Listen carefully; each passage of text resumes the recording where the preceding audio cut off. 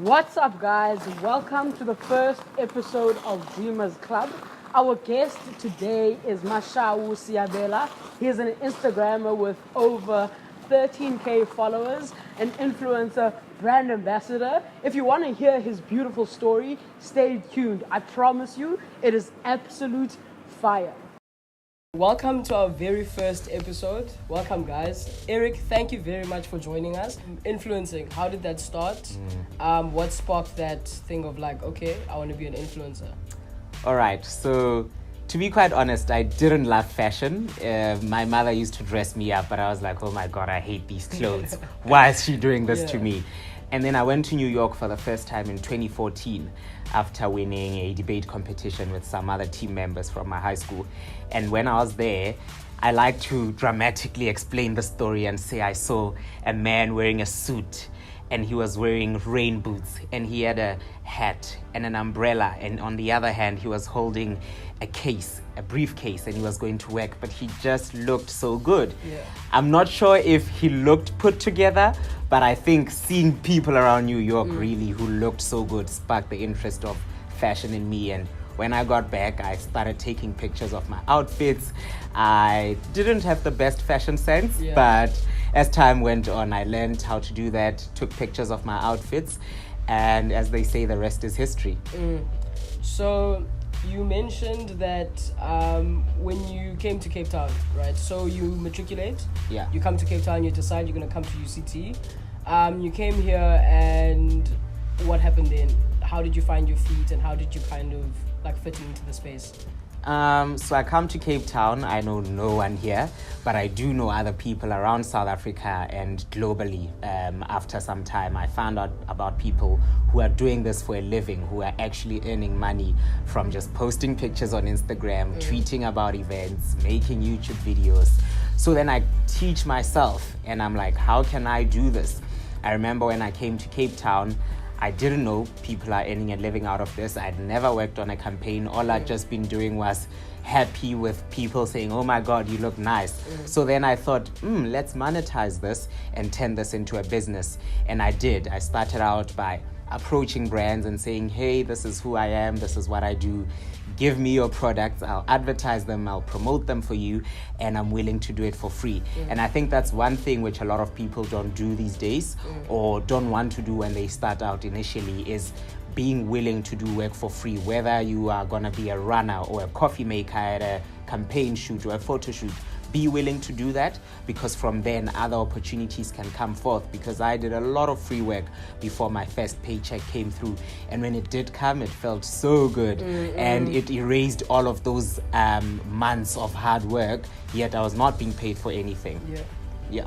So you speak about how you knew people globally that were doing what you had no idea that was possible.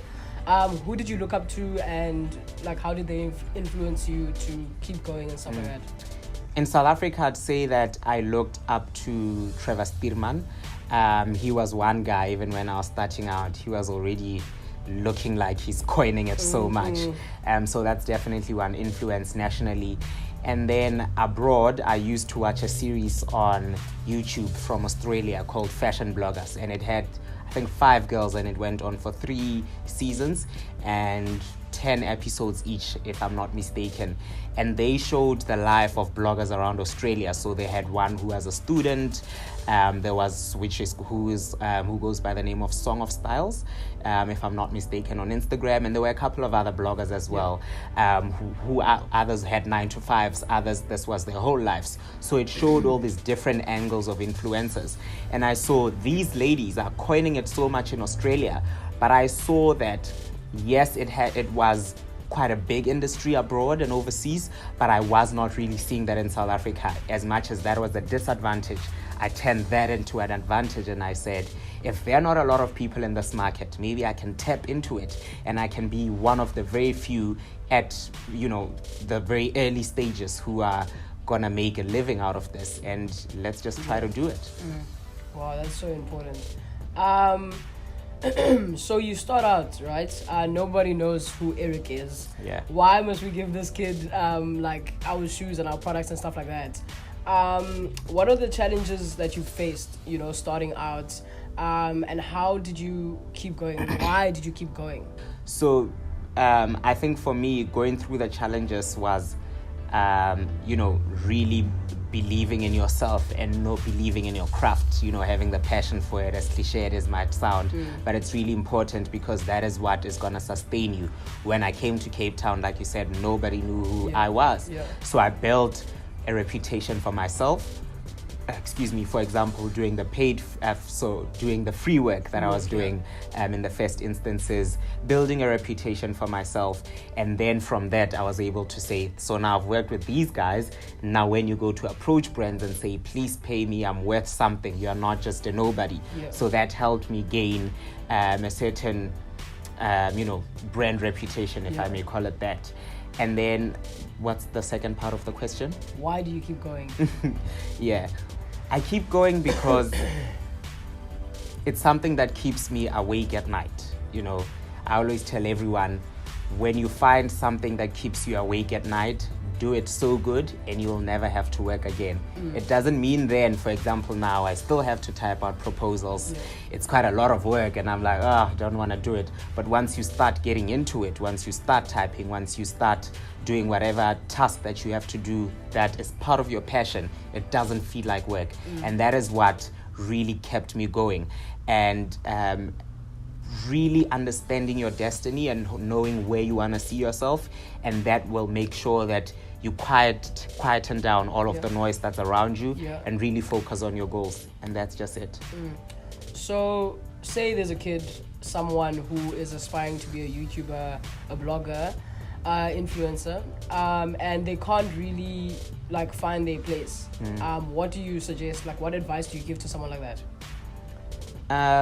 The advice is to be true to themselves. For example, I won't say that I don't do food blogs and food reviews, but it's just not something which is appealing to my followers, and I know that quite well. So now if a certain brand says that we are organizing a food review festival, whatever campaign it might be, I don't think I'd be the best person, and then I'd pass them on to someone else who is more, their followers engage and appreciate food better than mine, who are all about lifestyle and fashion. So I think it's really finding your niche and flying with it and not trying to do anything else, because once you find something that you're good at and practice, you get better and better, and that's how you even get more money. And then the second thing is to really be patient, man. And I think this goes to whatever occupation, whatever industry that you find yourself in, because you start at the bottom of the ladder. It's like high school. You go in grade 8, they bully you. You are going through the initiation processes. By the time you're in grade 12, you are the king. You are one of the cool boys. Then you come back to varsity. You are nobody in first year. Then you start working. You are just an interner. You are cleaner. You are doing whatever. Then you climb up the ranks. So even with the influencer world, whoever wants to be a YouTuber or influencer, start out willing to learn and know that you are there to go somewhere one day, and not just assume that everything will be glamorous and you'll start getting paid 10,000 rands per post when you're just starting out. It doesn't work like that. Definitely not. Rejection. So I'm sure that in your climbing of the ladder and trying out new things and sending out these proposals that you put so much work into, some people have said no. How do you deal with that? I'll give you an example. The first ever piece of rejection I ever got was when I was 10 years old. I attended Your TV auditions. I took a taxi from Polokwane, went to Centurion, and I went for my first ever auditions. And I was so excited. I still remember the link very well, gave them a bright smile. They loved me, but I didn't get a call back. So I cried so much, thinking, how can I not get through to the next round, yet they had said they loved me so much. So I think taking a knock at such an early age didn't make me immune to rejection, but it made me be able to better deal with it. For example, these days when I do send proposals or go to TV auditions, I deal with it better. And that is through understanding timing and understanding that when it's not yet your time for a certain opportunity, for a certain project, it's not going to happen. And I think once you start beating yourself and blaming yourself and feeling like there's something wrong with you, then it makes you not be able to progress further because you're going to be sitting in your tears of misery and you don't do anything else. You're crying about an opportunity that you missed last year when you should be flying and you should be further than you were last year. So I think really understanding the importance of time and patience, that you have to wait for your time. And I think that's one of the things I believe in so much, and that's what sustains me. Yeah. That's it. This year, beginning of this year, you went to New York, and you're part of the UN. Yeah. Talk to me about that. Like, what is going on there? That's actually quite a beautiful story to my life, because when I was 14 years old, I participated in the high school version of that program. And we had a team of 4, and then I won Best Speaker from the whole group. So there were not varsity, but grade 12s and grade 11s.